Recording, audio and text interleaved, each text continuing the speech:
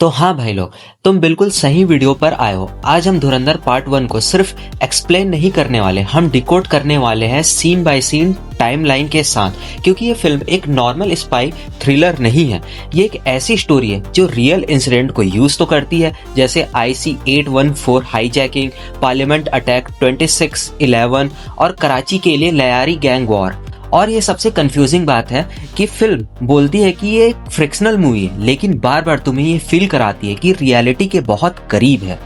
Film की actual कहानी start होती है दिसंबर 99 के आफ्टर मैथ से। देवरत कपूर और IB डायरेक्टर अजय सन्याल के टेररिस्ट जहूर मिस्त्री के साथ नेगोशिएशन कर रहे होते हैं। उन्हें मजबूरन 3 टेररिस्ट रिलीज करने पड़ते हैं और रैंसम भी देना पड़ता है सिर्फ हॉस्टेजेस को बचाने के लिए। ये सीन काम नहीं है, लेकिन अंदर से एक फेलियर का वेट लेकर आता है। 24 दिसंबर 1999 IC 814 हाईजैकिंग, कंधार हाईजैक, 8 दिन क्राइसिस, मसूद अजहर रिलीज। ये real event Indian intelligence system के लिए एक मेजर सेटबैक था, लेकिन जब 2001 पार्लियामेंट अटैक होता है तब सिचुएशन कंप्लीटली चेंज हो जाती है। अजय सन्याल फाइनली एक कोवर्ट मिशन ऑथराइज्ड करता है, ऑपरेशन धुरंधर। ये एक ऐसा मिशन होता है जो ऑफिशियली एग्जिस्ट नहीं करता है। 13 दिसंबर 2001 पार्लियामेंट अटैक। ये इवेंट ने इंडिया को फोर्स किया कि ट्रेडिशनल वॉरफेयर के अलावा इंटेलिजेंस वॉरफेयर पर फोकस करे। सन्याल एक एजेंट भेजता है, हमजा अली मजारी। वो अफगानिस्तान के तोकाराम बॉर्डर से पाकिस्तान पर एंटर करता है, कराची के लिए लयारी एरिया में सेटल होता है। वहां वो मोहम्मद आलम नाम के एक जूस शॉप ओनर से दोस्ती करता है और वेटर की जॉब करता है, सिर्फ लोकल सिस्टम को समझने के लिए। लयारी को फिल्म के रॉ, वायलेंट और पॉलिटिकली इन्फ्लुएंस्ड एरिया के रूप में दिखाती है। यहाँ गैंग्स, ड्रग्स, पॉलिटिक्स सब इंटरकनेक्टेड है। हमजा स्लोली लोकल डायनेमिक्स को समझने लगता है और अपनी आइडेंटिटी को कंप्लीट अब्सॉर्ब कर लेता है। लयारी कराची का एक रियल गैंग वॉर जोन था, स्पेशली 2000s के टाइम में। ऑपरेशन लयारी और गैंग क्रैकडाउन्स रियल हिस्ट्री का पार्ट होते हैं। हमजा रहमान डकैत के गैंग के पास पहुंचता है। एक राइवल में पठान गैंग वेडिंग पे अटैक करता है। इस अटैक में नईम बलोच, जो कि रहमान बलोच का बड़ा बेटा होता है, वो मारा जाता है, लेकिन हमजा फैजल को बचाता है, जो कि रहमान डकैत का छोटा बेटा होता है। ये मोमेंट इम्पोर्टेंट है क्योंकि यही से रहमान हमजा पे ट्रस्ट करने लगता है और हॉस्पिटल में रहमान और उजैर उसकी स्किल को देखते हैं और उसे गैंग में रिक्रूट कर लेते हैं। हमजा ग्रेजुअली गैंग के अंदर पावर गेन करने लगता है। उजैर को और रहमान को दोनों को रिवेंज लेने के लिए प्रोवोक करता है। रहमान का गैंग पठान गैंग के अगेंस्ट ब्रूटल रिटेलिएशन करता है। एक सीन में रहमान पर्सनली बाबू डकैत को मार देता है और लयारी पर अपना डोमिनेंस डिक्लेयर करता है। रहमान डकैत वर्सेस राइवल, ये 2003 से 2009 के बीच उजैर बलोच राइज करता है साथ में। ये पूरा स्ट्रक्चर एक रियल इवेंट पर इंस्पायर्ड। हमजा एक पॉलिटिकल रैली में जमील जमाली की डॉटर यलीना से मिलता है और उसके साथ रिलेशनशिप डेवलप करता है। ये सिर्फ एक लव एंगल नहीं है, ये एक पॉलिटिकल एक्सेस की गेटवे है।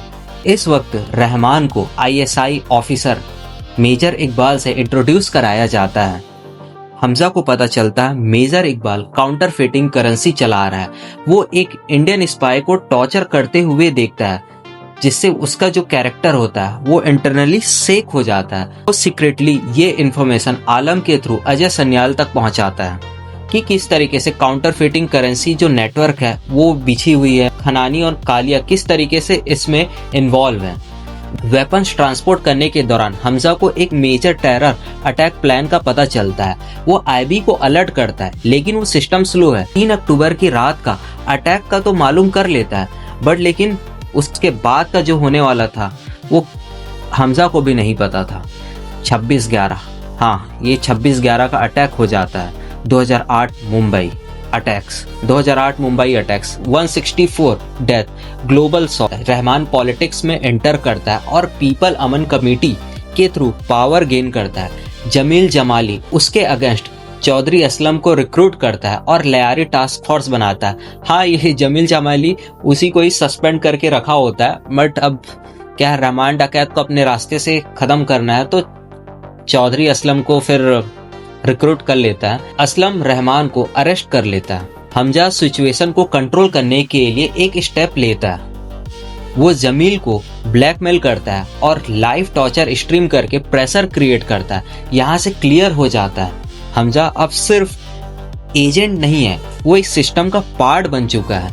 हमजा सीक्रेटली जमील और असलम के साथ डील करता है और रहमान को एलिमिनेट करने का प्लान करता है। तब हमजा 9 अगस्त का प्लान बना चुका होता है। रहमान को ट्रैप की तरफ लेके जाता है। रहमान बिट्रेल समझ नहीं पाता और एक वायलेंट स्ट्रगल होती है। एंड में हमजा एस्केप कर जाता है और असलम के साथ मिल करके रहमान को फिनिश कर देता है। 9 अगस्त 2009 रहमान डकैत इनकाउंटर रियल टाइम मैच है ये।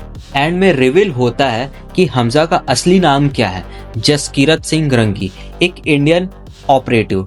वो लयारी में पावर कंट्रोल करता है और नेक्स्ट टारगेट सेट करता है। बड़े साहब टेरर नेटवर्क का मास्टरमाइंड। फिल्म के अराउंड बिगेस्ट डिबेट ये है कि रियलिटी और फिक्शन का blur, politically messaging, propaganda, accusation. कुछ क्रिटिक्स कहते हैं कि ये फिल्म ओवर सिंप्लीफाई करती है और कुछ क्रिटिक्स कहते हैं कि ये हिस्ट्री को स्ट्रॉन्ग ग्रिप के साथ दिखाती है। फिल्म एक सिंपल सवाल छोड़ती है, जब एक एजेंट इतना अंदर घुस चुका होता है तो क्या वो कभी वापस नॉर्मल इंसान बन पाता है? मैं हूँ रंजीत, आप देख रहे हो आर काउच पोटैटो और इसी तरीके से हम नेक्स्ट वीडियो में मिलेंगे। तब तक के लिए जय हिंद, गुड बाय।